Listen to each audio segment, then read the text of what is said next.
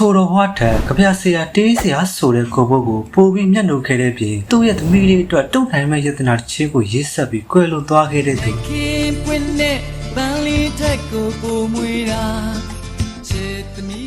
အလကားကော်ပီတစ်ချင်းနဲ့ဆိုနေတဲ့သူပါကောက်ယူမီလို့ခဏလေးတောက်ပြီးငြိမ်းသွားမှာပါဆိုတဲ့တန်တရားမျက်လုံးတွေနဲ့အတူဝေဖန်အပြစ်တင်ခြင်းကိုပါခံခဲ့ရတဲ့အဆိုတော့သူဝါဒနာပါတဲ့အမှုပညာလမ်းကိုသူကိုယ်တိုင်ဖောက်မယ်ဆိုပြီးမိခင်ဖြစ်သူရဲ့စကားတွေကိုလေ့လို့စုပြီးမြုပ်တက်လာခဲ့တဲ့အမေရဲ့ဒုက္ခအိုးလေး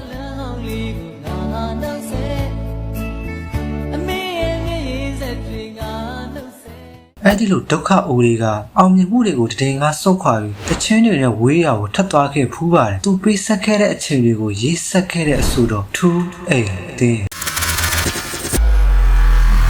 ကိုမဆိုပြီးဖြစ်လာမယ်ကျော်မျိုးလင်းကိုဖခင်ဖြစ်သူဦးထွန်းမြင့်နဲ့မိခင်ဖြစ်သူဒေါ်မြရီတို့မှ1963ခုနှစ်ဇူလိုင်လ1ရက်နေ့ပသိမ်မြို့မှာမွေးဖွားပေးခဲ့ပါအဖေဘမှာအမေမိုးလူမျိုးဖြစ်ပြီးဆိုင်းတန်ပုံစံကြားရင်ကိုင်းနေအောင်ကတ်တက်ပြီးဂီတနဲ့ရင်းနှီးတဲ့ဖခင်ဖြစ်သူနဲ့အတူကြီးပြင်းလာခဲ့ရတယ်ဒီထက်ပိုပြီးစိတ်ဝင်စားဖို့ကောင်းတာကကျောင်းဝဲရက်တွေဆိုရင်သူရန်နှစ်တဲ့ဗီဒီယိုလေးအနားမှာဖက်အိတ်လေးရှိပါဒါကြောင့်အဲ့ဒီဗီဒီယိုလေးကသူ့ဘွားရဲ့ငယ်ချစ်ဦးဆိုရင်လည်းမှားဘူးဗျငယ်စဉ်ကျောင်းသားဘွားမှာကလေးကကြပြရုပ်ပြန်ပွဲတွေကိုဝင်ပြိုင်လေးရှိပြီးစစ်တမ်းကျောင်းသားကိုရောက်ရှိလာတဲ့အချိန်မှာတော့သူ့ဘဝကိုတစ်စစ်စုပြောင်းလဲဖို့အတွက်အကြောင်းဖန်လာပါတော့တယ်မထင်မဲ့ပဲအကိုဝမ်းခွဲတယောက်စီကဂီတာလေးတစ်လုံးကိုလက်ဆောင်ရခဲ့ပြီးတော့သူဘာဖြစ်ချင်လဲသူဘာလုပ်ချင်လဲဆိုတာကိုသူကိုယ်တိုင်နားလည်သွားဖို့ရတယ်ဗျအဲ့ဒီနောက်ဖခင်မသိတော့ဂီတာပညာကိုခိုးပြီးတည်ယူခဲ့ရတယ်ဂီတာပညာကိုယူသွတ်တဲ့သူ့ရဲ့စိတ်ကြောင့်ပဲမြို့နယ်လူငယ်ဘေးကရအဖွဲ့တွေကိုဝင်ခဲ့တယ်မိုးရွာတို့ရေခမ်းဆိုတဲ့စကားအတိုင်းပဲသူလူချင်းတဲ့ဂီတာသင်္ကေတတွေနဲ့အတူပို့ပြီးရင်းနှီးသွားခဲ့တယ်လူငယ်ပြီးလက်တွေ့စမ်းသပ်ခြင်းတဲ့စိတ်ကပြင်းပြနေတာကြောင့်ကြပြရီစားရီရေးရေးနဲ့ so of peace ဆိုတဲ့ပျော်တမ်းဘက်လေးတစ်ခုကိုသူကိုယ်တိုင်ဥဆောင်ရေးစတဲ့ခန်းကိုပါကြောခိုင်းတက်လာပါတော့တယ်ဒါပေမဲ့ចောင်းစာလေးတော့အောင်ဖြေနော်လို့ဖြေမယ်မေးတယ်ဒါပေမဲ့အောင်မတော့ခုတ်ခုတ်ကြတယ်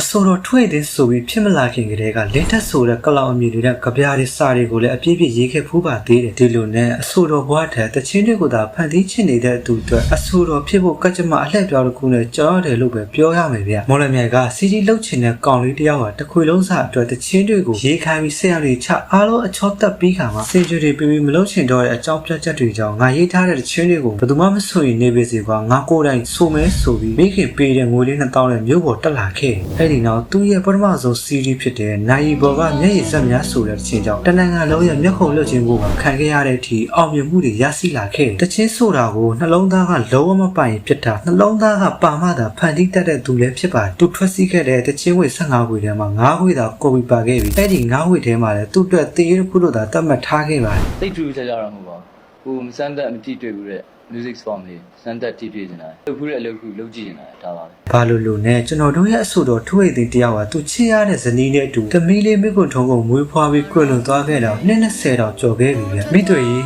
ငါတည်ငါအုပ်ကူမှာကြေးပြကက်ဝေးသွားတဲ့အခါကိုနှုတ်စလေးနဲ့ရေးပြီးကတ်ထားပြီကဲတော့ခုနှစ်တက္ကရာတွေဆိုတာကမိချင်နေတဲ့သူတွေတွက်လည်းအဆင်ပြေနေပြီးတော့တတိယချင်နေတဲ့သူတွေတွက်လည်းလုံလောက်တဲ့အရာမျိုးပါ